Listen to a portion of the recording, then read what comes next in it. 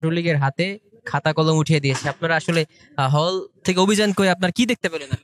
আহ, হলে অভিযান চালানোর পরে তো দেখছি যে রামদা, দেশীয় অস্ত্র, হকি স্টিক, স্টাম্প, হেলমেট, অনেক আরো যে আর দেশীয় যে অস্ত্র মূলত মদ, আপনার হচ্ছে অন্যান্য যে মাদক দ্রব্য যেগুলো আছে, যেগুলো নিষিদ্ধ বা আমরা আমাদের রাষ্ট্রীয় আইনে যেগুলোর বিরুদ্ধে অ্যাকশন হয়, মামলা হয়, এই জিনিসগুলো আর কি আমরা এখানে দেখতে পাচ্ছি। আসলে আমরা সত্যি আশাহত আমাদের মতো একটা উপমহাদেশের একটা প্রাচীন কলেজ থেকে বা আমাদের এত একটা নাম করা একটা কলেজ থেকে, হলগুলো থেকে এত এত জিনিস বের হচ্ছে, যা সত্যি আমাদেরকে আজকের দিনে পীড়া দিচ্ছে। তো শুধু ঢাকা কলেজ বিষয়টা এমনটা না, সারা বাংলাদেশেই সব পাবলিক বিশ্ববিদ্যালয় বা কলেজগুলোতে কি চলতো এটা সবাই জানে।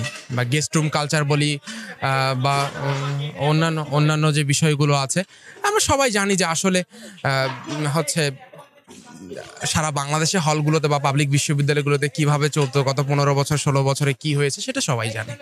পুলিশের হেলমেট এখন দেখেন, এখন এগুলো বিষয় নিয়ে যদি কথা বলতে হয় তাহলে অনেক কিছুই সামনে উঠে আসে বা অনেক যে বিষয়গুলো আছে সেগুলো সামনে চলে আসছে।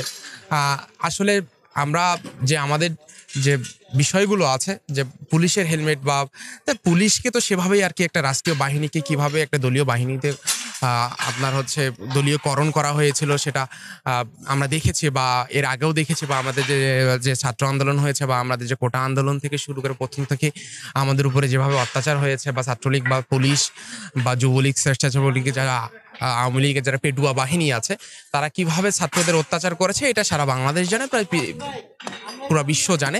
এগুলো নিয়ে নতুন করে বলার মতো কিছু দেখছি না, বা আসলে এটা সবাই জানে যে কে কি করেছে বা কোন দল কি করেছে।